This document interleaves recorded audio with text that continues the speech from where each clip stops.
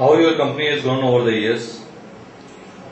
As of years, I mean, last 10 years, last 10 to 7 years has seen a exuberant growth in the company. Right from, I mean, we had a top line of about 3.5 crores in 99. Today we had, I mean, last year we did a top line of about 380 crores. So that is almost 100 times the top line has increased.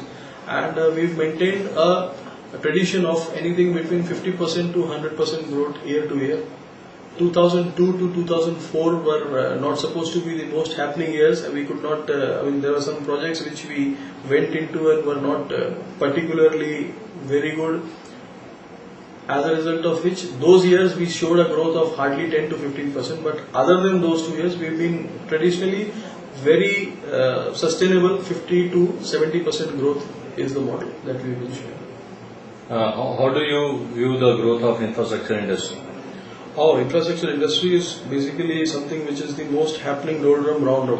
I mean, you have the highway sector which had got itself organized in 1998, and since then it's been the best performing government PSU since then. For example, NHAI, and the awareness of infrastructure or the awareness of having a good infrastructure is come to people like the requirement of power now, like the requirement of basic amenities now.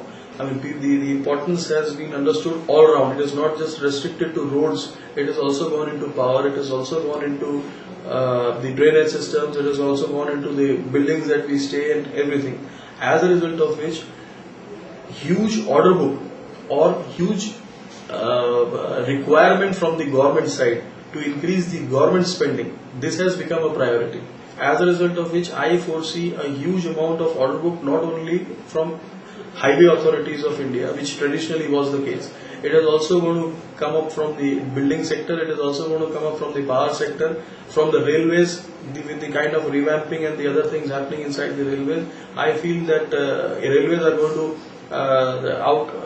outplay the highway part as far as the public-private partnerships and the other projects are concerned. So, I mean, infrastructure, I would say 20 kilometers per day seems to be a very ambitious target, but at the same time, even if it is 12 kilometers a day, for a company like ours, is a huge business at disposal. What suggestions you would like to give to the government? Well, suggestions to the government would be, I would definitely talk about the resource part. The most important part of delivering an infrastructure project on time is basically the resource management.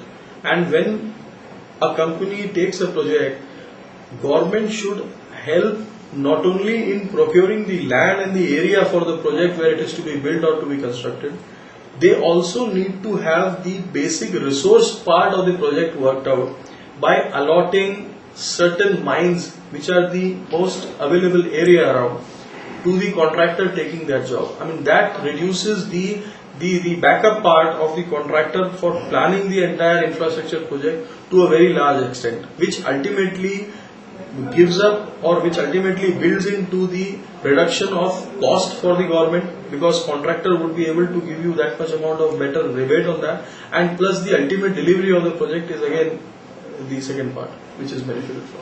So if government could actually concentrate on giving a backup, that is, for example, the plot of land for setting up the plants and equipments to execute a particular project, and the quarry and the crushing part for giving the basic resource to that particular project. I mean, these two things, if the minimal time is wasted on a contractor getting mobilized on site, will affect in ultimately the contractor delivering the infrastructure project to the government.